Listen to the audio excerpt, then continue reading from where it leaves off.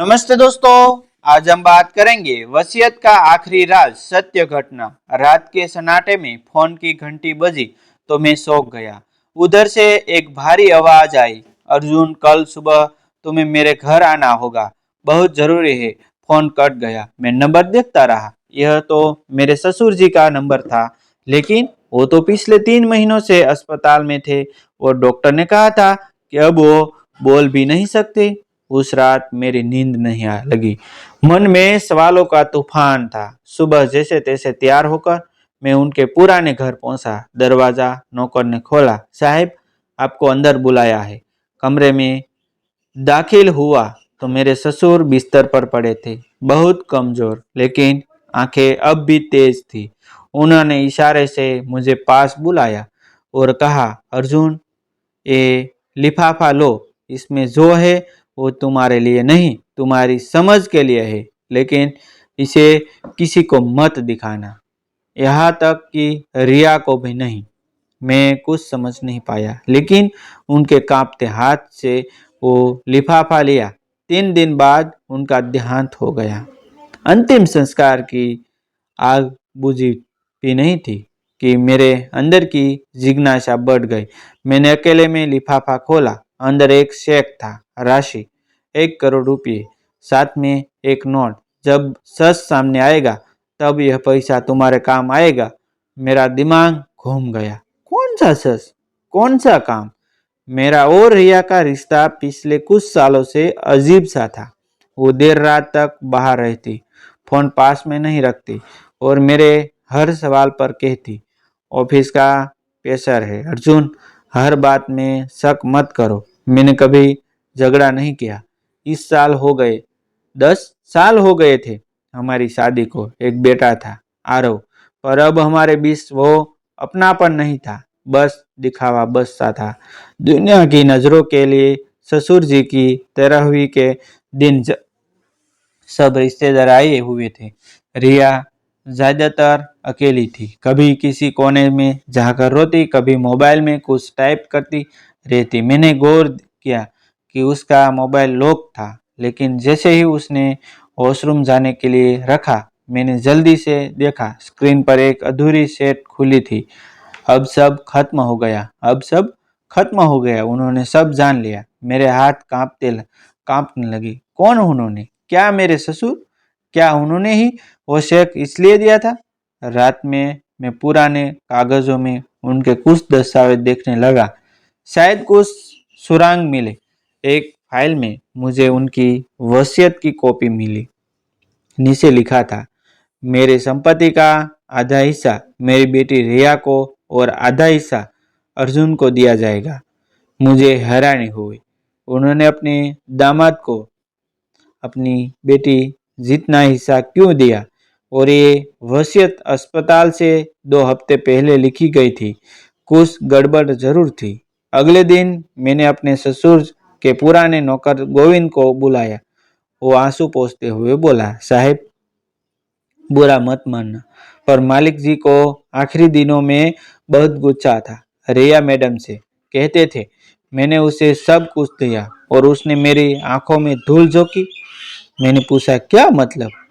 गोविंद बोला, मैंने कुछ नहीं देखा साहब, लेकिन एक दिन वो अस्पताल से अचानक लौटे थे और अगले दिन से रिया मैडम हर वक्त डर के मारे रोती रहती थी। मेरा दिल जोर से धड़कने लगा। एक रात मैंने रिया से साफ पूछा, रिया, तुम्हारे पापा ने मुझे एक चेक दिया था मरने से पहले, तुम जानती हो उसमें क्या लिखा था? वो चौंक गई, बोली, क्या मतलब? मैंने कहा मैंने कहा उन्होंने लिखा था, जब सच सामने आएगा तब ये पैसा काम आएगा। कौन सा सच? रिया, उसकी आंखों भर आई, होठ कांपने लगे। प्लीज अर्जुन, उस बात को मत खोलो, वो सिर्फ हमें तोड़ देंगी। मैंने गुस्से में कहा, शायद हम पहले ही टूट चुके हैं। वो कूट कूट कर रो पड़ी और कमरे से निकल गई। 3 दिन बाद 3 दिन बाद मुझे एक लिफाफा डाक से मिला। कोई नाम नहीं था, अंदर एक पेन ड्राइव थी। मैंने लैपटॉप लगाया। फोल्डर में सिर्फ एक वीडियो था। Hospital, CCTV, MP4। वीडियो खुला। कमरे में मेरे ससुर बिस्तर पर थे और उनके सामने रिया खड़ी थी। वो सिला रहे थे। मैंने तुझे सब कुछ दिया, लेकिन तूने अर्जुन से ये सब कैसे छिपाया? रिया रोते हुए कह रही थी, पापा मैंने गलती की, लेकिन वो आरव का सगा बाप नहीं है। वो तो। वीडियो अचानक रुक गया। मेरे कानों में आवाज गूंजती रही, आरव का सगा बाप नहीं है? मेरी आंखों के आगे अंधेरा सा गया। मैंने जमीन पर बैठकर सिर पकड़ लिया। 10 साल की शादी, एक बच्चा, एक परिवार, सब झूठ था। पसीने से तरबतर में रात भर जागता रहा। सुबह होते ही अस्पताल गया। सीसीटीवी रूम में काम करने वाले टेक्नीशियन को खोजा। वो पहले तो डर गया, फिर बोला वो वीडियो का बाकी हिस्सा पुलिस ने मंगवाया था, पर किसी ने केस दर्ज नहीं कराया। मुझे डर था, इसलिए कॉपी बनाकर भेज दी। मैंने बाकी वीडियो देखा। रिया बोले, आरव अर्जुन का बेटा नहीं है, वो उसी आदमी का है जिसने मुझे धोखा दिया। मैंने कभी अर्जुन को सच्चाई नहीं बताई, क्योंकि मुझे डर था कि वो मुझे छोड़ देगा। पापा प्लीज किसी को मत बताना। ससुर जी ने जवाब दिया, मैं अर्जुन को कभी नहीं बताऊंगा, लेकिन मैं तुझे माफ नहीं कर सकता। वीडियो यही खत्म हुआ। मैंने उस रात अपने कमरे में जाकर रिया से कहा, रिया अब सच में जान चुका हूँ। वो कुछ नहीं बोली, बस जमीन पर बैठ गई। पापा ने मुझे माफ नहीं किया था, लेकिन मुझे वो शेक इसलिए दिया ताकि मैं तुमसे बदला न लूं। वो कूट कूट कर रो पड़ी। अर्जुन मैंने गलती की, लेकिन आरव को मत छोड़ना। वो तुझसे बहुत प्यार करता है। मैं उसके सामने चुप खड़ा रहा। सामने हमारे बेटे की तस्वीर थी, जिसने मासूम मुस्कान के साथ मुझसे एक बार पूछा था, पापा आप मुझसे प्यार करते हो ना? मेरे गले से आवाज नहीं निकली। रिया अगले हफ्ते मायके चली गई और फिर कभी वापस नहीं आई। मैंने तलाक की कोई कार्यवाही नहीं की, बस अपने बेटे के नाम सब कुछ लिख दिया, उस चेक की रकम समेत।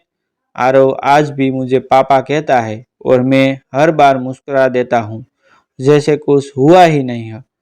पर हर रात जब मैं अपनी डायरी खोलता हूँ, तो एक पन्ने पर वही वाक्य लिखा है, जब सच सामने आएगा तब ये पैसा काम आएगा।